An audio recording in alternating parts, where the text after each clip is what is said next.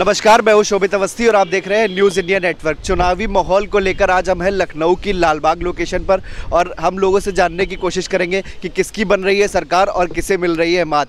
Sir, आपका नाम? राम बाबू रस्तोगी जी। मैं माननीय शिवपाल सिंह यादव जी की पार्टी का प्रदेश अध्यक्ष हूँ जी। और उत्तर प्रदेश में जो 2022 का चुनाव है जी। इस चुनाव पे उत्तर प्रदेश ही नहीं संपूर्ण देश के लोगों की नज़र है जी। क्योंकि ये चुनाव एक विचारधारा की चुनाव है। देश में अभी तक जो भी काम भारतीय जनता पार्टी की सरकार ने किया है, जो जनता विरोधी था और जो समाजवादी पार्टी हमारी सरकार आने पे करेगी, उस विचारधारा को और भारतीय जनता पार्टी के जुमलेबाजी वाली विचारधारा को हटाने के लिए उत्तर प्रदेश का एक चुनाव हो रहा है जी।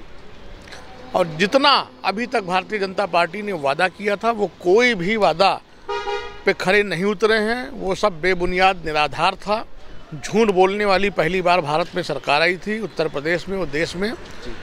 महंगाई चरम सीमा पे है, अपराध चरम सीमा पे है, लूट हत्या डकैती छिनैती सब चरम सीमा पे है। भाजपा वाले जो कहे वो किए नहीं और जो किए वो कभी बताए नहीं।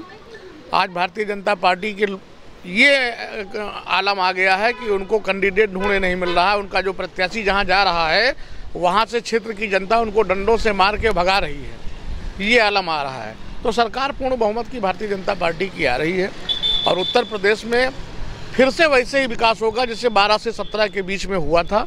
उसी तरीके से फिर विकास होगा। अब देश की जनता, प्रदेश की जनता जुमलेबाजी पे गुमराह होने वाली नहीं है। सर, अपर्णा जी ने अभी हाल ही में बीजेपी का दामन थाम लिया, इस विषय में कुछ कहना चाहेंगे? देखिए, हर व्यक्ति स्वतंत्र भारत में रह रहा है, उसको लोकतांत्रिक अधिकार है, वो कोई भी कहीं भी जा सकता है। किसी के घर में 4 सदस्य हैं, कोई सपा में है, कोई बसपा में है, कोई भाजपा में है, कोई कहीं है, वो उसका अपना अधिकार है। भारतीय जनता पार्टी को ना बहू का मत मिलेगा ना बहुमत मिलेगा और भारतीय जनता पार्टी का काम यही 2022 में ही ख़त्म कर दिया जाएगा और 2024 में 13 बरसी करके उनका केंद्र से भी काम खत्म कर दिया जाएगा। दोबारा फिर 30 साल तक ये सत्ता में नहीं आएगी। सर, ईवीएम का पिछले चुनाव में आपने देखा होगा, ईवीएम पर का मुद्दा जो है बहुत तेजी से उठा था, तो क्या ईवीएम में कुछ हेरबदल होती है, ऐसा कुछ है क्या?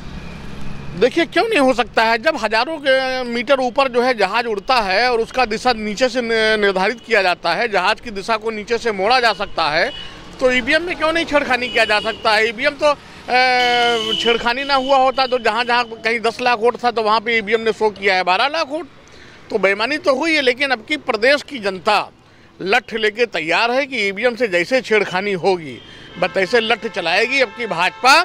और भाजपा की इशारे पे काम करने वाले इस ब्यूरोक्रेट किसी की चलेगी नहीं, अब की खाली जनता की चलेगी। सर, इसके अलावा समाजवादी पार्टी पर कभी कभी आपने सुना होगा एक आरोप ये भी आता है कि कुछ आपत्तिजनक तत्वों को टिकट को लेकर या ऐसा कुछ, तो इस विषय में कुछ कहेंगे? समाजवादी पार्टी जीतने वाले प्रत्याशियों को टिकट दे रही है और समाजवादी पार्टी जो है ऐसे किसी भी कैंडिडेट को टिकट नहीं दे रही है जो दागी हो, जिनके ऊपर मुकदमा हो।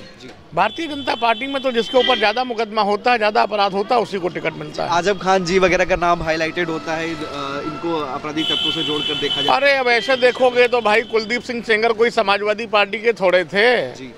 वो कुलदीप सिंह सेंगर को तो टिकट भी दिया, विधायक भी बनाया, इसके बाद पुलिस कार्रवाई नहीं कर रही थी। जब मीडिया का दबाव पड़ा, आप लोगों का दबाव पड़ा, तब उनके ऊपर कार्रवाई हुई। ऐसे सैकड़ों हैं इनके तो सांसद और भाजपा विधायक में आप जूतम पारी होती है, जूतम पैजार होता है। बस्ती में आपने देखा होगा, सांसद विधायक को जूता मार रहा है, विधायक सांसद को जूता मार रहे हैं। तो ये सब छोड़ दीजिए। अब की सरकार आ रही है 2022 में समाजवादी पार्टी की पूर्ण बहुमत से सरकार आ रही है और अब देश का, प्रदेश का विकास होगा। सर, योगी जी ने कल एक बयान दिया, उसमें आपने सुना होगा कि उन्होंने कहा कि कांवड़ियों पर जो है पत्थर फेंके जाते थे, हमारी सरकार में जो है उन पर पुष्प वर्षा होती है, इस विषय में कुछ कहेंगे? देखिए, योगी जी तो चाहते हैं कि यहाँ के नौजवान पढ़े लिखे ना, इंजीनियर ना बने, डॉक्टर ना बने और जो है अधिकारी ना बने। यहाँ के जितने नवयुवक हैं वो सब कांवड़िया बन जाएं।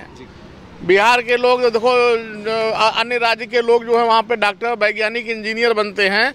योगी बाबा जब से आए हैं तब से वो कह रहे हैं नवयुवक हमारे यहाँ कांवड़िया बन जाएं। समझ गए? तो कांवड़िया ये बना रहे हैं, तो कांवड़िया कब तक बनाते रहेंगे। और अखिलेश जी जो है वो पढ़े लिखे मुख्यमंत्री हैं, वो विदेश में पढ़े हुए हैं। उनकी जो टेक्नोलॉजी है बहुत अच्छी टेक्नोलॉजी है। अखिलेश जी कांवड़िया नहीं बनाएंगे, अखिलेश जी वैज्ञानिक बनाएंगे, इंजीनियर बनाएंगे, डॉक्टर बनाएंगे। बीजेपी सरकार का तो सर दावा है कि अखिलेश जी सिर्फ नामकरण का काम कर रहे हैं, इस विषय में कुछ कहेंगे? अब ये तो आप मीडिया हैं, आपसे बेहतर कोई नहीं जान पाएगा। सहारनपुर का नाम जो है, मुगल सराय का नाम जो है पंडित दीनदयाल उपाध्याय क्यों रखा गया, इलाहाबाद का नाम प्रयागराज क्यों रखा गया, उर्दू बाज़ार का नाम हिंदी बाज़ार क्यों रखा गया, माया बाज़ार क्यों रखा गया। नाम बदलने की रणनीति तो भाजपा सरकार की है, योगी जी की है। हम तो कह रहे हैं कि योगी जी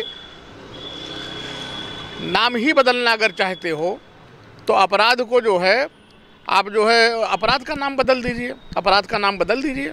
सर राम मंदिर जो बना, इस पर समाजवादी पार्टी की विचारधारा पक्ष में थी या विपक्ष में? पक्ष में थी हमेशा। समाजवादी पार्टी की विचारधारा राम मंदिर के पक्ष में था। भगवान राम भाजपा के आराध्य नहीं, सभी के आराध्य हैं, सभी के पूजनीय हैं, समझ गए। लेकिन ये राम के नाम को बेचने का काम कर रहे हैं और समाजवादी पार्टी ने कभी बेचने का काम नहीं किया है।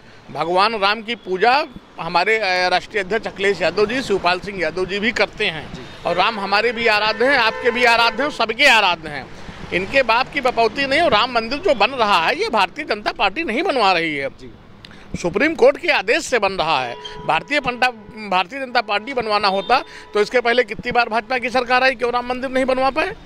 सुप्रीम कोर्ट के आदेश पे बन रहा है, यहाँ भी मोदी और योगी के आदेश से नहीं बन रहा है। ये गलतफहमी है इनके दिमाग के अंदर। आप लोग जान लीजिए बात कि राम मंदिर सुप्रीम कोर्ट के आदेश से बन रहा है और उसमें सभी का सहयोग है। कोई मुस्लिम भाई हमारा उत्तर प्रदेश का किसी देश का राम मंदिर रोकने के लिए आवाज़ उठाया हो तो बताइए। सुप्रीम कोर्ट के आदेश का सभी लोगों ने पालन किया है। जी, तो अंत में मैं आपसे यही पूछना चाहूँगा कि क्या अखिलेश जी 10 मार्च को मुख्यमंत्री के रूप में मनोनीत होंगे? मार्च के महीने में होली कैसा परम त्यौहार आ रहा है और होली जैसा त्यौहार समाजवादी लोग खूब धूमधाम से मनाएंगे और उसी होली के त्यौहार में हमारी सरकार बनेगी और गुझिया बांटा जाएगा पूरे प्रदेश में, खुशहाली होगी। समाजवादियों की सरकार आ रही है। जय शिवपाल, जय अखिलेश। सर ने अपनी विचारधारा हमारे साथ रखी। न्यूज़ इंडिया नेटवर्क से शोभित अवस्थी, कैमरामैन निखिल कुमार के साथ।